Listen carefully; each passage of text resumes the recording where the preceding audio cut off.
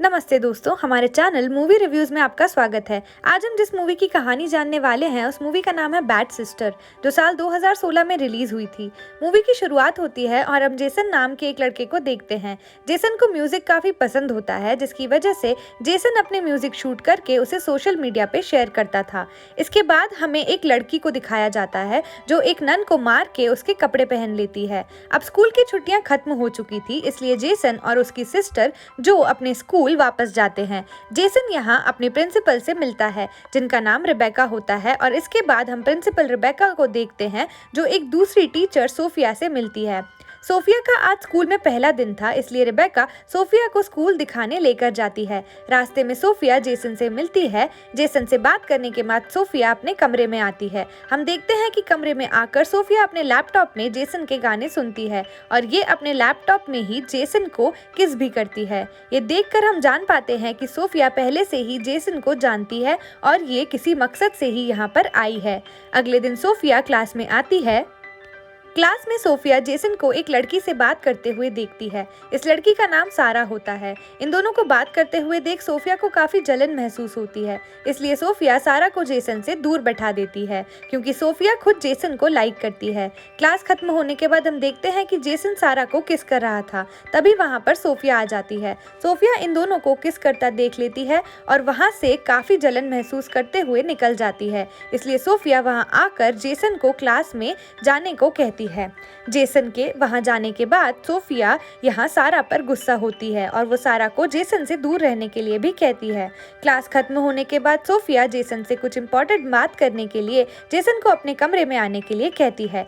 Jason जब Sophia से मिलने जाता है तब वो वहाँ देखता है कि सोफिया अपने कपड़े चेंज कर रही होती है। दरअसल ये सोफिया का एक प्लान होता है, ताकि ऐसा करके वो जेसन को अपनी तरफ अट्रैक्ट कर सके। लेकिन जेसन जब सोफिया को आधे कपड़ों में देखता है तो वो सोफिया से मिले बिना ही वहां से चला जाता है।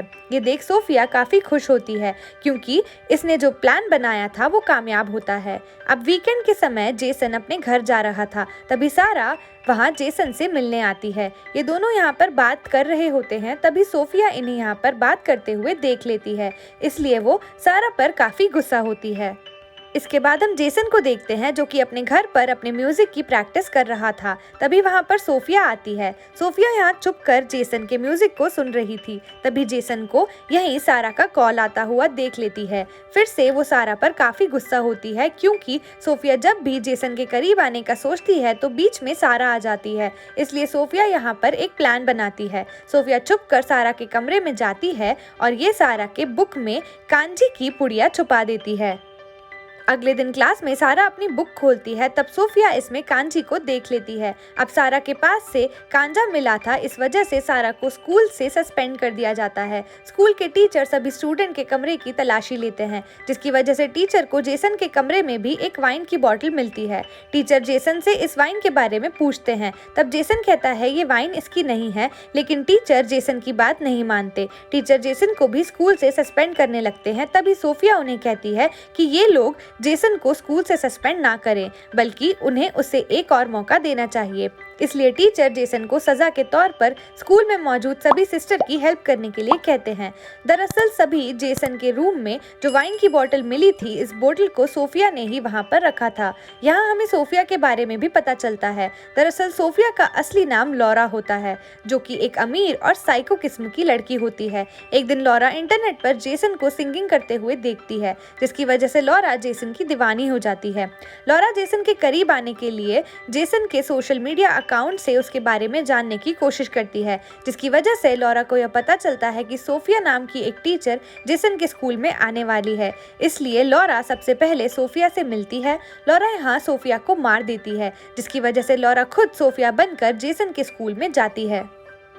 अब वीकेंड आ चुका था, जिसकी वजह से सारे स्टूडेंट्स अपने घर जाते हैं, लेकिन जेसन को स्कूल में ही रुकना पड़ता है, क्योंकि यहाँ पर साफ सफाई करनी थी। जेसन यहाँ पर काम कर ही रहा होता है, तभी यहाँ पर सोफिया आ जाती है और जेसन की मदद करने लगती है। इसी रात जेसन अपने कमरे में सो रहा था, तभी सोफिया यहाँ आती है। सोफिया जेसन के पास आती है तो जेसन की नींद खुल जाती है।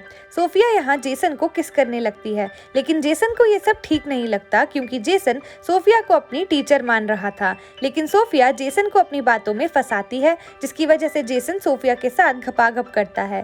अगले दिन जेसन को काफी बुरा लग रहा था कि उसने अपनी ही टीचर के साथ घपाघप किया था। जेसन जब अपने कमरे में नहीं होता तब सोफिया वहां पर आती है और यहाँ जेसन के कपड़ों को स्मेल करने लगती है। अगले दिन क्लास में टेस्ट होता है जहाँ जोई को काफी कम नंबर मिलते हैं। कम नंबर मिलने के लिए जोई काफी सैड होती है, लेकिन सोफिया जोई से कहती है कि वो टेंशन ना ले क्योंकि वो उसका दोबारा से टेस्ट लेंगी। ये सुनकर जोई काफी खुश हो जाती है।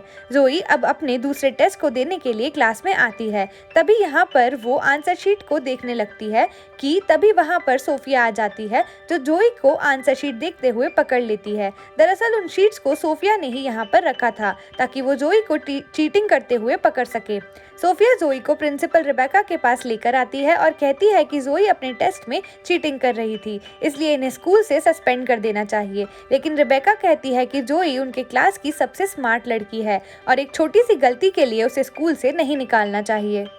इसके बाद हम जेसन को देखते हैं जो चर्च में अपनी गलतियां बताने जाता है, लेकिन तभी वहां पर सोफिया भी आ जाती है। सोफिया यहां जेसन के साथ फिर से घपाघप करती है। कुछ दिनों के बाद सारा जेसन को अपने घर पर पार्टी के लिए बुलाती है।